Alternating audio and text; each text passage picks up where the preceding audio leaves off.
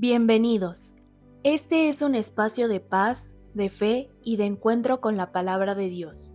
Aquí encontrarás lecturas de las Sagradas Escrituras para que puedas escucharlas, meditarlas y llevarlas contigo a lo largo del día. Hoy te traemos uno de los capítulos más liberadores que Pablo jamás escribió. Una iglesia estaba siendo confundida. Se le decía que la fe en Cristo no era suficiente, que necesitaba añadir rituales, cumplir reglas, ganarse lo que ya le había sido dado.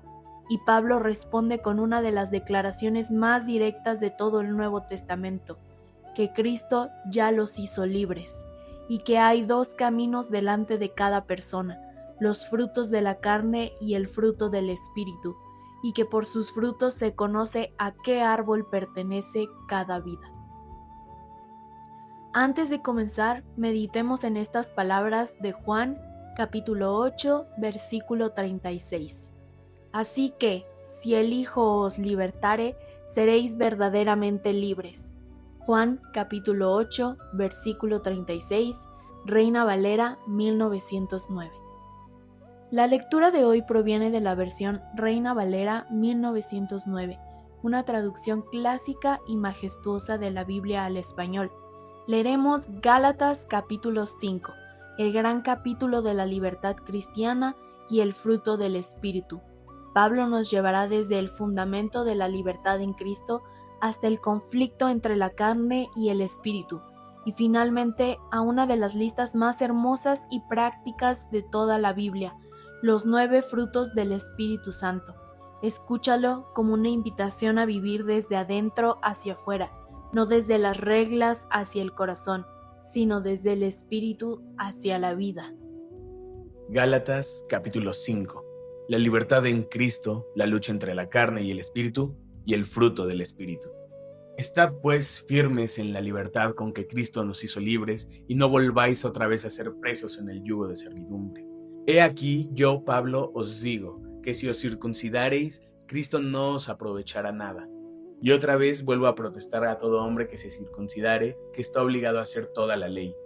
Vacíos sois de Cristo los que por la ley os justificáis, de la gracia habéis caído.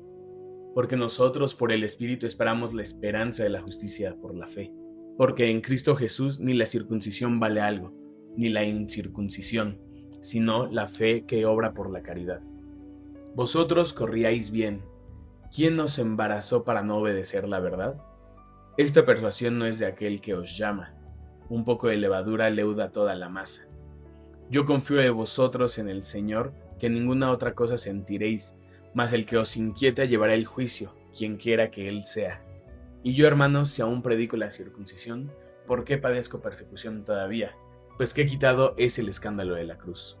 Ojalá fuesen también cortados los que os inquietan, porque vosotros, hermanos, a libertad habéis sido llamados, solamente que no uséis la libertad como ocasión a la carne, sino servíos por amor los unos a los otros. Porque toda la ley en aquesta sola la palabra se cumple: amarás a tu prójimo como a ti mismo. Y si os mordéis y os coméis los unos a los otros, mirad que también no os consumáis los unos a los otros. Digo pues, andad en el Espíritu, y no satisfagáis la concupiscencia de la carne, porque la carne codicia contra el Espíritu, y el Espíritu contra la carne. Y estas cosas se oponen la una a la otra, para que no hagáis lo que quisierais. Mas si sois guiados del Espíritu, no estáis bajo la ley.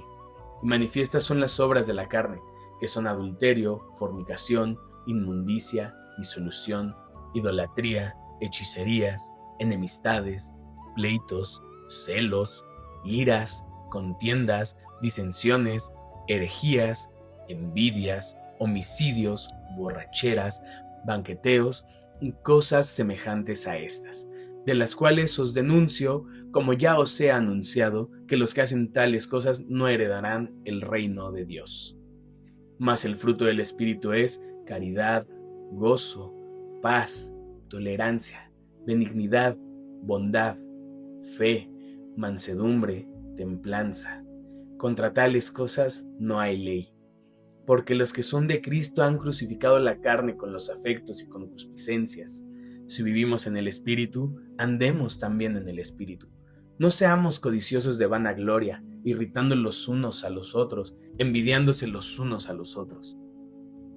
Pablo le hace al final del capítulo una pregunta que en realidad ya respondió al principio. ¿Cómo se ve la vida guiada por el Espíritu? Y la respuesta no es una lista de reglas cumplidas, es una lista de frutos. Fíjate en la diferencia. Las obras de la carne se hacen, pero el fruto del Espíritu se produce. Nadie se esfuerza para que un árbol dé frutos. El fruto es la consecuencia natural de la salud del árbol. Por eso Pablo no dice, produzcan estos frutos. Dice, andad en el Espíritu, y los frutos vendrán solos.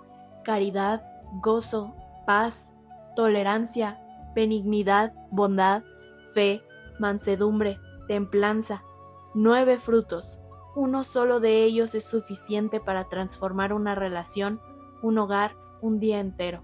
Y al final, Pablo añade algo que resume todo el capítulo en una sola línea.